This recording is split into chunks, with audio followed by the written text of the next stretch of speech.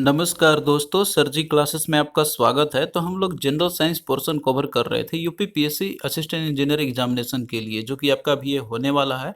और देखिए हमने जनरल साइंस का, जिसमें कि आपको बायोलॉजी, फिजिक्स और केमिस्ट्री तीनों के जो है इंपॉर्टेंट जितने भी टॉपिक्स हैं, तो उसका हमने ऑलरेडी आपको पीडीएफ प्रोवाइड कर दिया है। तो इसका जो है आपको डिस्क्रिप्शन बॉक्स में लिंक मिल जाएगा, तो वहाँ जाके आप लोग इस पीडीएफ को आप लोग बाय कर सकते हो। उसमें आपको जो है ये सारे टॉपिक्स आपको मिल जाएंगे, जो भी अभी तक हमने बायोलॉजी में आपको बताए हुए हैं, जो भी हमने आपको पढ़ाए हुए हैं असिस्टेंट इंजीनियर एग्जामिनेशन के लिए। और साथ में जो केमिस्ट्री और फिजिक्स है उनका भी हमने इंपॉर्टेंट टॉपिक इंक्लूड कर दिया है, जो कि इस एग्जाम के लिए आपके लिए इंपॉर्टेंट रहेगा। और हमने ऑलरेडी जो है बायोलॉजी का क्लास आपको प्रोवाइड कर दिया है इसका, और साथ में केमिस्ट्री के जो भी इंपॉर्टेंट क्वेश्चंस थे तो वो भी हमने आपको प्रोवाइड किया हुआ है।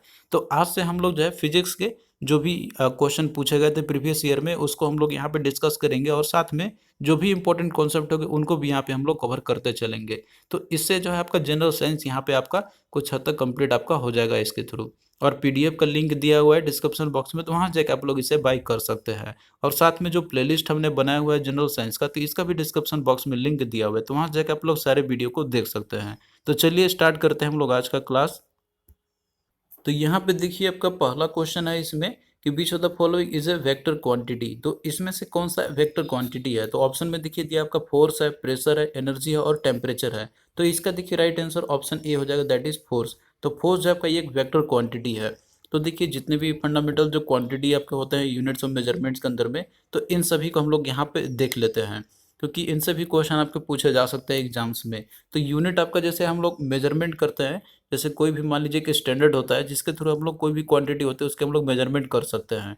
तो यहाँ पे जो क्वांटिटी आपके रहते हैं यहाँ पे, तो वो जो है आपके दो तरह के होते हैं। एक आपका होता है स्केलर क्वांटिटी, और दूसरा आपका रहता है यहाँ पे दैट इज वेक्टर क्वांटिटी आपका रहेगा। तो क्वांटिटी जो आपका स्केलर में जो आपके रहते हैं यहाँ पे, तो ये वो क्वांटिटी होंगे यहाँ पे कि जिनमें केवल मैग्नीट्यूड होती है, और उनमें जो है डायरेक्शन नहीं रहता, इनमें डायरेक्शन हम लोग कंसिडर नहीं करते हैं हम लोग, तो उनको बोलते हैं हम लोग स्केलर क्वांटिटी। तो इसका एग्जाम्पल में यदि हम बात करते हैं तो इन सभी का आप लोग याद रखना यहाँ पे, जैसे कि आपका मास हो गया, टेम्परेचर हो गया, डेंसिटी है, वॉल्यूम है, इलेक्ट्रिक करंट है, वर्क है, लेंथ, टाइम, प्रेशर और वर्क आपका हो गया। तो ये सारे जो है स्केलर क्वांटिटी के एग्जाम्पल है, यानी कि इसमें केवल मैग्नीट्यूड सिर्फ इसमें रहती है और साथ इनमें डायरेक्शन नहीं रहती है। और वहीं वेक्टर क्वांटिटी की हम बात करते हैं तो ये वो फिजिकल क्वांटिटी होती है कि जिनमें बोथ मैग्नीट्यूड और डायरेक्शन दोनों रहते हैं। और इन सबको जो है हम लोग डायरेक्शन एक लाइन सेगमेंट से हम लोग रिप्रेजेंट करते हैं हम लोग, जो कि आपका ये ट्रायंगल लॉ ऑफ वेक्टर जो रहता है तो उसको ये ओबे करती है। तो इसका एग्जाम्पल की हम बात करते हैं तो मेनली आपको एग्जाम्पल यहाँ पे याद रखना है कि कौन सा वेक्टर क्वांटिटी इसमें से है। तो इसमें देखिए आपका जैसे डिस्प्लेसमेंट हो गया, लीनियर मोमेंटम है, एंगुलर वेलोसिटी है, टॉर्क हो गया आपका, मैग्नेटिक फील्ड इंटेंसिटी है, इलेक्ट्रिक डिस्प्लेसमेंट है, इसके अलावा करंट डेंसिटी और वेलोसिटी आपका, एक्सेलरेशन और फोर्स, और इसके अलावा और भी होता है, लेकिन जो मेनली एग्जाम में आपसे पूछा जाता है तो आपका इन्हीं में से आता है। तो यहाँ पे आप लोगों को ध्यान देने वाली बात यह है कि जो आपका करंट डेंसिटी है तो ये आपका एक वेक्टर क्वांटिटी है, लेकिन जो इलेक्ट्रिक करंट आपका है तो ये आपका इस कलर क्वांटिटी है। तो इस पे आप लोग ध्यान रखना। तो इस तरीके से जो यहाँ पे क्वेश्चन आपसे पूछा गया थे कौन सा वेक्टर क्वांटिटी है, तो इसमें आपका देखिए फोर जो तक एक वेक्टर क्वांटिटी आपका है। बाकी जो प्रेशर है या फिर एनर्जी या टेम्परेचर, ये सारे स्केलर क्वांटिटी है। फिर क्वेश्चन अगला देखिए है कि the depth of ocean is usually measured in. तो यानी कि जो समुद्र की जो गहराई होती है तो उसे हम लोग किस में मापते हैं हम लोग? तो देखिए जो समुद्र की जो गहराई जो होती है यानी कि जो डेप्थ होती है, तो उसे हम लोग मेजर करते हैं दैट इज फैथम में। तो फैथोमीटर एक डिवाइस होता है कि जिससे हम लोग डेप्थ मेजर करते हैं हम लोग ओशियंस का। तो इसका देखिए ऑप्शन बी आपका करेक्ट आंसर आपका ये हो जाएगा। तो इसमें देखिए यूज़ क्या होता है एक टेक्निक है यहाँ पे, जैसे यहाँ पे कोई एक जो है वेव यहाँ पे ट्रांसमिट किया था, अल्ट्रासाउंड पल्स जाती है, और जो जहाँ तक वो जा सकता है मतलब कि डेप्थ जहाँ तक रहेगी इसकी समुद्र की, तो वहाँ पे रिफ्लेक्ट होकर वापस आता है और इसी से पता लगाई जाती है। तो यहाँ पे फैथोमीटर एक इंस्ट्रूमेंट होती है जिससे कि हम लोग मेजर कर सकते हैं ओशियन का जो डेप्थ होती है। तो इसमें हम लोग जो विजुअली मेजर करते हैं दैट इज फैथम में मेजर की जाती है। फिर नेक्स्ट क्वेश्चन देखिए कि in light detection a polygraph measures as a person's answer question which one of the following. तो देखिए जब झूठ का पता लगाने के लिए जब पॉलीग्राफी टेस्ट जब की जाती है, तो जब सवालों के जब उनसे मतलब क्वेश्चन जब पूछे जाते हैं तो उनके जो उत्तर वो देते हैं, तो निम्न में से जो है उनका क्या चीज़ उनका माप किया जाता है, यानी कि किसको वो मेजर करते हैं और देखते हैं कि वो पर्सन जो है वो सही बोल रहा है या फिर झूठ बोल रहा है। तो देखिए इसमें जो है जो ब्रेन की एक्टिविटी होती है और साथ में जो हार्ट रेट होती है, तो इसको जो है इसमें ये चीज़ इसमें टेस्ट किए जाते हैं, और ये जो है सारे रिकॉर्ड किए जाते हैं, मतलब कि जो डिवाइस रहते हैं इंस्ट्रूमेंट रहती है उसमें रिकॉर्ड किए जाते हैं। तो इसमें कोई चेंजेस मान लीजिए नॉर्मल से अगर जाती है तो उससे वो पता कर सकते हैं। तो मेनली ये एक जैसे आपका रहता है यहाँ पे यूज़ किए जाते हैं किसी भी पॉलीग्राफी टेस्ट की जाती है क्रिमिनल का, या फिर कोई मान लीजिए कोई भी अगर कोई आतंकवादी रहता है तो उन सभी का ये जो है इसमें की जाती है इस तरीके के टेस्ट। तो इसमें मेनली आपका रहता है कि जो हृदय की गति यानी कि जो ब्रेन की एक्टिविटी आपका हो गया, और साथ में ब्लड प्रेशर का भी जो है इसमें वो चीज़ चेक किया जाता है, और साथ में जो अब मस्तिष्क जो सक्रियता रहती है तो ये सारे चीज़ भी चेक किया जा सकता है इसके अंदर में। तो ऑप्शन सी आपका इसमें बेस्ट आंसर रहेगा, तो that is option C correct रहेगा आपका यहाँ पे। और बाकी यहाँ पे देखिए जो ऑप्शन आपका दिया हुआ है इसमें, जैसे आपका यहाँ पे ब्रेन एक्टिविटी दिया हुआ है और आई मोशन है, तो ब्रेन एक्टिविटी किया था लेकिन आई मोशन इसमें चेक नहीं की जाती है। और वहीं देखिए इसमें आपको दिया हुआ है हार्ट रेट और रेस्पिरेटरी रेट, तो रेस्पिरेटरी रेट पे जो है इस पर कोई वो चीज़ ध्यान नहीं दिए जाते हैं इसमें। और उसके बाद आई मोशन और रेस्पिरेटरी रेट इसमें दिया हुआ, तो इसमें आई मोशन चेक नहीं किए जाते हैं, तो इसमें आपका सी जो है बेस्ट आंसर आपका रहेगा इस तरीके से। फिर नेक्स्ट क्वेश्चन देखिए कि which of the following graph can not be a distance time graph, तो इनमें से कौन सा एक ग्राफ है कि जो कि डिस्टेंस टाइम ग्राफ शो नहीं कर सकता है, यहाँ पे नहीं हो सकता है। तो देखिए यदि ऑप्शन को आप लोग ध्यान से देखिएगा इसमें, तो जो चारों ऑप्शन आपके दिए हुए ए बी सी और डी, तो डी जो है आपका इसमें ये जो है आपका ये करेक्ट आंसर इसका हो जाएगा, जो कि ये कोई भी जैसे डिस्टेंस टाइम ग्राफ कोई शो नहीं करता है। क्योंकि यहाँ पे समझने की बात ये आपका है, जैसे यहाँ पे अगर ग्राफ ए को देखते हैं तो ये दिखाता है कि जैसे कोई भी बॉडी है तो वो रेस्ट पोजीशन पे है।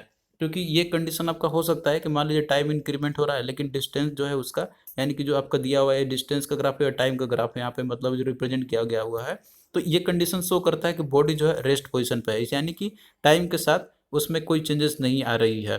तो ये चीज़ आपका शो किया जा सकता है ग्राफ के थ्रू। और वहीं देखिए जो ऑप्शन बी में आपका देखिए दिया है यहाँ पे कि जो है टाइम इंक्रीमेंट हो रही है लेकिन इसमें जो है आपका डिस्टेंस की जो है तो वो डिक्रीमेंट हो रही है। तो ये आपका हो सकता है कि जो कोई भी डिवाइस है मतलब कोई भी ऑब्जेक्ट है तो वो स्लो स्लो हो रहा है, यानी कि एट वंस वो पहले मोशन में ज़्यादा स्पीड में था अब वो कम उसकी हो रही है। तो ये भी कंडीशन अराइज आपका हो सकता है। और वहीं तीसरा देखिए इसमें दिया आपका दैट इज यूनिफॉर्म स्पीड का कंपेरिजन में आपका दिया हुआ है यहाँ पे, यानी कि जितना टाइम के साथ उतना ही डिस्टेंस में इंक्रीमेंट भी हो रही है। तो ये भी आपका शो हो सकता है, लेकिन जो डी आपका दिया हुआ है तो ये कोई रिप्रेजेंट नहीं कर रहा है, यानी कि टाइम भी इंक्रीमेंट हो रही है और डिस्टेंस भी यहाँ पे आपका जैसे जीरो से नहीं कुछ समय के बाद जाके स्टार्ट हो रही है, तो ये कैसा पॉसिबिलिटी नहीं आपका हो सकता है। तो यही आपका जो है कोई भी डिस्टेंस टाइम ग्राफ को शो नहीं कर रहा है। और एक आपका होता है नॉन यूनिफॉर्म स्पीड का, कुछ इस तरीके से आपका शो होती है ग्राफ। तो यहाँ पे आप लोग देख सकते हैं इसको कि किस तरीके से आपका किया जा सकता है डिस्टेंस टाइम ग्राफ को हम लोग। फिर नेक्स्ट देखिए कि which of the following waves या rays are used in the sonography, तो सोनोग्राफी में जो है कौन सा वेव या रेज यूज किए जाते हैं। तो देखिए जो अल्ट्रा सोनोग्राफी है इसे हम लोग अल्ट्रा साउंड इमेजिंग भी बोलते हैं हम लोग, तो इसमें जो है high frequency sound waves use किए जाते हैं जो कि बॉडी के इंटरनल स्ट्रक्चर को व्यू करने के लिए। तो इसमें देखिए जो आपका रहता है यहाँ पे ये जो रहते हैं इसमें जो तरंगे रहते हैं आपका दैट इज अल्ट्रासोनिक वेव का, यानी कि जो परस्पर वो तरंग जो होते हैं इसका यूज किए जाते हैं इसके अंदर में।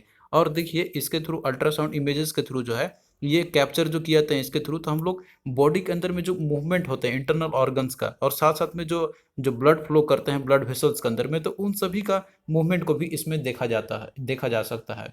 इसके अलावे जो शिशु जो होते हैं यानी कि जो बेबी होती है फिटस के अंदर में, तो उनका जो मूवमेंट होता है तो उनको भी देखा जा सकता है सोनोग्राफी के माध्यम से। और इसका बहुत सारे फील्ड में भी यूज़ किए जाते हैं। तो इस तरीके से देखिए इसमें अल्ट्रासोनिक वेव्स के यूज़ किए जाते हैं। फिर अगला देखिए कि liquid crystals are used in, तो लिक्विड क्रिस्टल जो है तो इसका यूज हम लोग कहाँ पे करते हैं। तो देखिए जो लिक्विड क्रिस्टल आपके जो रहते हैं तो ये चीज़ आपके जैसे रिस्ट वॉच आपका हो गया उनमें भी यूज़ किए जाते हैं। इसके अलावा जो डिस्प्ले साइन जो रहते हैं तो वहाँ पे भी यूज़ किए जाते हैं। इसके अलावा जो पॉकेट कैलकुलेटर जो रहते हैं तो उसमें भी यूज़ किए जाते हैं। तो इस तरीके से इन सभी में आपको जो है यूज़ देखने को मिलते हैं लिक्विड क्रिस्टल का। तो ऑप्शन डी आपका करेक्ट आंसर इसका हो जाएगा, that is all of the above आपका हो जाएगा यहाँ पे। फिर नेक्स्ट देखिए क्वेश्चन आपका है कि when a man cycles around the earth in A satellite his, तो कोई भी मान लीजिए कोई अगर व्यक्ति है कोई पर्सन है, अगर वो मान लीजिए कि जैसे सैटेलाइट के अंदर में वो चक्कर लगाता है, यानी कि जो जैसे आप जानते हैं कि सैटेलाइट जो है पृथ्वी के अराउंड वो मूव करते रहता है, तो वहाँ पे अगर चक्कर लगा तो उसमें क्या आपको चेंजेस देखने को मिलेंगे। तो ऑप्शन में देखिए यहाँ पे दिया हुआ है कि mass becomes zero but weight remains the constant, और दूसरा में दिया आपका कि mass remains constant but weight becomes zero. तो देखिए सैटेलाइट के अंदर में कोई भी मान लीजिए एस्ट्रोनॉट जो रहते हैं तो वो वेटलेसनेस फील करते हैं वहाँ पे, यानी कि उनकी जो वेट रहती है तो वो जीरो हो जाती है। लेकिन देखिए जो मास जो रहता है आपका तो ये हमेशा कांस्टेंट रहते हैं, क्योंकि आपने स्टडी किया होगा कि जो मास रहती है कांस्टेंट क्वांटिटी होती है, ये कहीं पे भी वेरिएशंस नहीं होती है। तो इस तरीके से मास कांस्टेंट रहेगा, लेकिन वेट में डिक्रीमेंट ये होते रहती है। तो ऑप्शन बी जो आपका करेक्ट आंसर इसका हो जाएगा। और ये आपका बस सिंपल क्वेश्चन है, बस थोड़ा सा घुमा फिरा के इसमें बस पूछा गया था आपसे, तो बस आपको कॉन्सेप्ट पता होना चाहिए, तो आप लोग इजिली इसको बता सकते हैं। और वहीं ऑप्शन सी में देखिए दिया हुआ है कि both mass and weight remains constant. तो आप जानते हैं कि जैसे आपका वेट जो है कांस्टेंट तो रहता नहीं है, घटता बढ़ता रहता है हर जगह पे। फिर उसके बाद डी में भी आपका देखिए दिया हुआ है कि both mass and weight become zero. तो इसमें देखिए जो आपका मास रहता है, तो ये कभी मान लीजिए जीरो या फिर वेट दोनों एक साथ जीरो हो जाए, तो ये पॉसिबल तो है नहीं। तो ये भी आपका ऑप्शन सही रहेगा, दैट इज मास हमेशा कांस्टेंट रहती है, लेकिन वेट जो है आपका वो वेट आपका बिकम जीरो हो जाती है सैटेलाइट के अंदर में।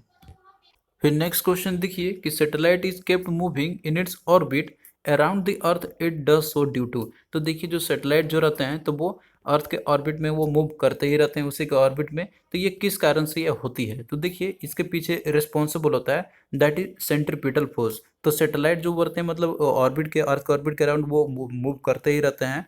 तो वो रहता है आपका यहाँ पे दैट इज सेंट्रीपिटल फोर्स के दौरान। और ये आपका होता है that is gravitational attraction force between earth और सैटेलाइट के बीच में।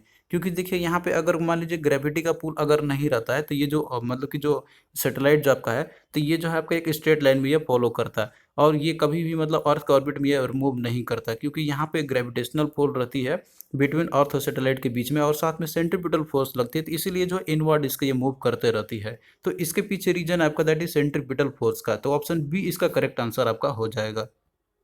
तो थैंक यू दोस्तों, आपको कैसा लगा ये लेक्चर आप लोग कमेंट करके ज़रूर बताना। और इसी तरीके से आगे भी आपका ये सेशन चलता रहेगा। इंपॉर्टेंट सॉरी जो भी आपके पूछे गए हुए हैं प्रीवियस ईयर में यूपीपीएससी का असिस्टेंट इंजीनियर में जनरल साइंस के, तो ये आपका हम लोग सीरीज चलाते रहेंगे हम। और ऑलरेडी हमने बायोलॉजी और केमिस्ट्री का आपका पूरा हमने कंप्लीट करा दिया, तो उसको आप लोग देख सकते हैं। और साथ में हमने जनरल साइंस का पूरा कंप्लीट पीडीएफ भी प्रोवाइड कर दिया है, तो डिस्क्रिप्शन बॉक्स में लिंक इसका आपको मिल जाएगा। तो चलिए फिर मिलते हैं नेक्स्ट वीडियो में, तब तक के लिए बाय।